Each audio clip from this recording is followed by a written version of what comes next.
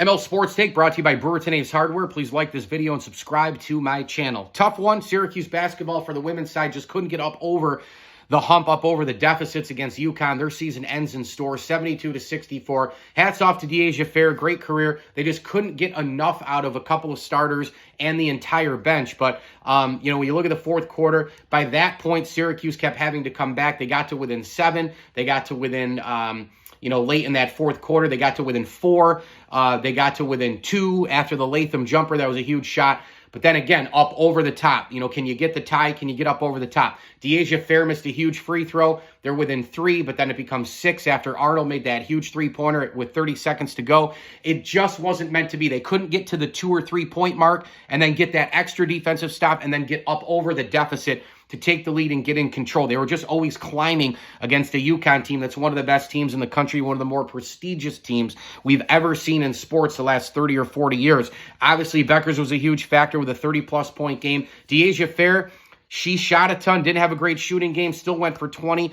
Woolley was on fire in the beginning of the game, but then they adjusted to her. Then it opened up Burrows and all the rest. But nobody else except for those 3 really produced for Syracuse. I think UConn, you can have yours here, and then the other person can have theirs there, and then the other person can have theirs there. But then what?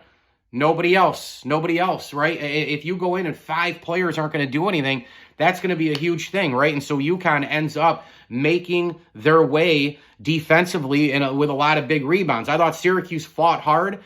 They got a lot of defensive stops really when they needed them to try to get up into the tie game area or overcome those deficits. It just wasn't meant to be. And UConn shot lights out. I mean, that was another big thing in this game, that when Syracuse did get the open shots, they did free people up. They didn't make the shots. UConn went 50.9% from the floor. Syracuse 33.8% from the floor.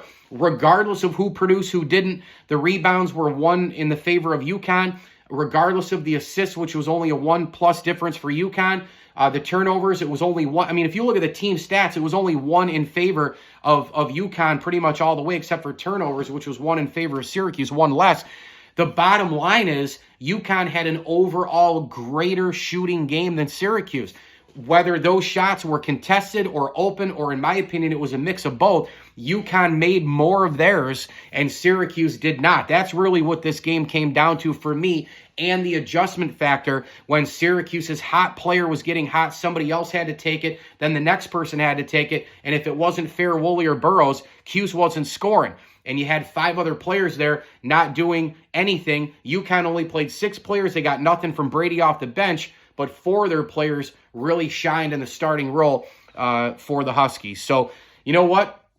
End of the day, Syracuse lost a road game in the NCAA tournament. I hate the home court advantage in the women's game. I absolutely despise it. I've been getting really into the women's game. I've been kind of into it anyway, going back to my St. Bonaventure days years ago. But I've gotten really into it the last couple of years because I really love watching this Q's team. Caitlin Clark obviously helps as well. But I despise this home court advantage in the NCAA tournament. If there was one thing I had to change, it would be that. It's absolutely a disgrace that these top seeds, the top dogs, the Iowas and the South Carolinas, the UConns, they get all this home court. I think it's horse shit. I think they got to change it immediately. I can't stand it. Why are we doing advantageous stuff in women's basketball? In the men's side, just play at the neutral court. You want to play a regional in Boston and UConn fans come anyway? Fine. That's what they're doing on the men's side, but it's still not. Even though it's only 90 minutes from campus, it's not on your home floor, in your own building and all the rest. I mean, it's just absurd.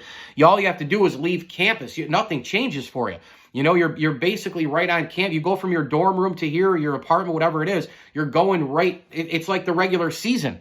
I mean, it's so advantageous. It's unbelievable. Either way, hell of a run for Deasia Fair. 3rd all-time scoring now. Coach Jack, this team, so fun to watch. I had Verja on my show earlier in the year. Sue Ludwig. Congratulations to all of them. What a blast to watch. Now we'll see who stays and Coach Jack building this thing for the future. But round of 32 for the Orange women, holy smokes. And you think about all of those big wins during the year, 2 wins against Notre Dame and all the rest. They beat Alabama in the non-con.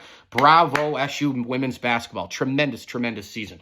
ML Sports Take, brought to you by Stanley Law Offices. Together, they'll work to get you the maximum reward. And thanks as well to Burn Dairy, Rosie's Corner, Camilla's Golf Club, and CH Insurance.